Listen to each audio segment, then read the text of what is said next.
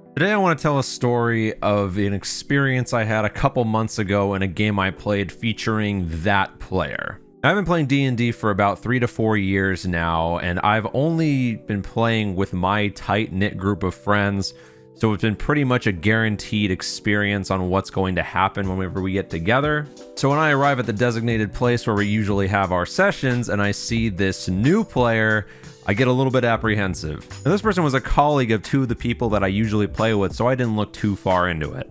Now, based on the stories I heard about this person from my friends prior to their arrival at our group, they were already such a controversial add to our roster that for the purposes of telling the rest of this story, I'm going to refer to them as Byleth. Now, all of us who play together already are in our mid-20s, out of college, have jobs, etc.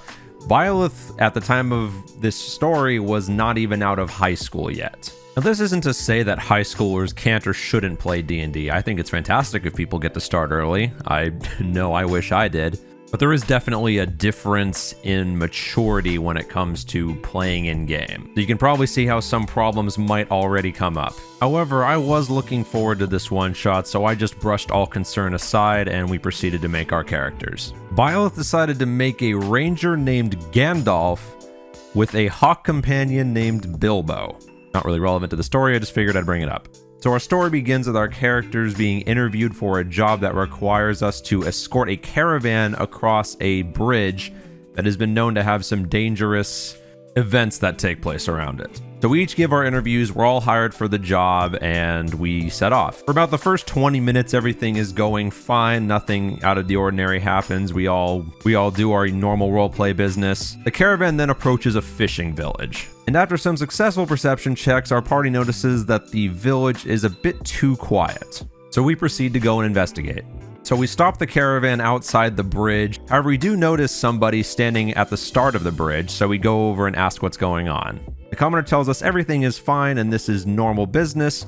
However, after some successful insight and perception checks, we notice that this person is lying through their teeth. So the party accosts the bridge guard and we find a thieves' dagger on them. The party then concludes that this village is either being robbed or has been robbed by bandits. So the party proceeds to go investigate the rest of the village for any signs of struggle or burglary, and eventually we come upon one of the hamlets. After more successful perception checks, we do hear that there is some disturbance inside of the hamlet. So our barbarian decides to kick down the door, and we find that the place has been ransacked and there are 2 bandits standing in the living room. Our party dispatches the bandits with no real problem, and one of them decides to try to flee.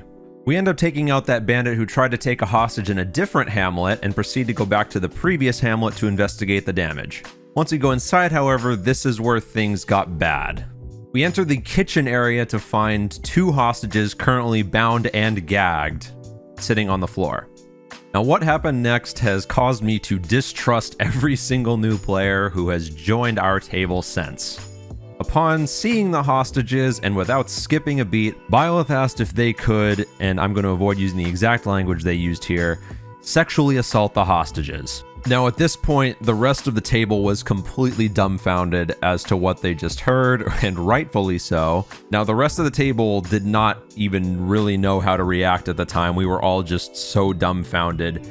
And again, this player wasn't even 18 yet, so we didn't exactly know how to handle what just happened. So we really only did what we thought we could do in the moment and asked our DM, can we stop this? And the DM said, yes, you can stop it. After that moment happened, we killed Byleth's character in-game, kicked him out, and we haven't spoken to them since. And since that moment happened, it has stuck with me in my head for months, and I have found it very hard to trust any new player who tries to come to our table. And Byleth had the weirdest justification for trying to do this. When we called them out on it, they said, oh, it's just a game. It's not real. And expressing that kind of moral ambiguity was extremely uncomfortable. So once Byleth left, we shut down that one shot, popped open some drinks, and tried to forget what just happened. Because none of us had experienced anything like that before, and it was a very big shock. So if there's a lesson to take away from this story, don't do in-game sexual assault. Don't do out-of-game sexual assault, but also don't do in-game sexual assault. Some people we play with who just didn't happen to be at that one shot had experienced sexual assault before, and we got lucky that they didn't happen to be there for that session. Now, I've seen some awful stories about similar things happening like this posted on different threads of RPG horror stories, but never in a million years did I think that I would be playing with somebody who would do the exact same thing.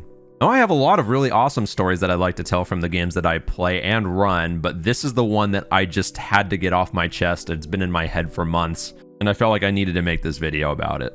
So be sure to subscribe if you want more D&D story time. Hopefully, I won't ever have to make another video like this one. And until next time, guys, happy gaming.